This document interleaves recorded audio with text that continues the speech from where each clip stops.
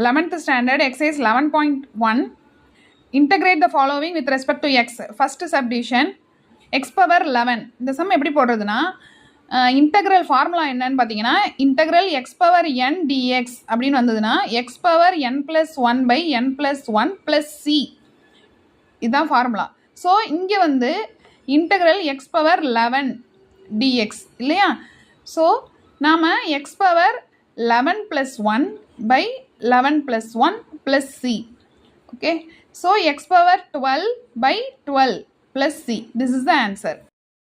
Second subdivision 1 by x power 7. So same formula தான், same method தான்.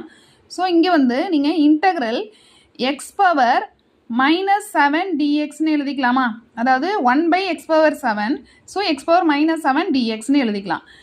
x power n plus 1 இல்லையா, இங்கே வந்து x power minus 7 plus 1 by minus 7 plus 1 plus c எப்பவும் மறக்காமல் கரெக்டாக போட்டுருங்க. இன்டகிரல் பண்ணிட்டீங்கன்னா plus c போட்டுருணும். ஓகே, x பவர் மைனஸ் 6 கிடைக்குமா பவரில், minus 7 plus 1 minus 6 by minus 6 plus C. So மைனஸை நீங்கள் முன்னாடி கொண்டு வந்துடுறீங்க.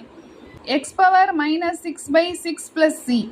ஸோ நெக்ஸ்ட் ஸ்டெப்பில் பாருங்கள், minus 1 by 6 x power 6 plus C இப்படி எழுதலாமா. x power minus 6 1 by x power 6ன்னு எழுதிடலாம்.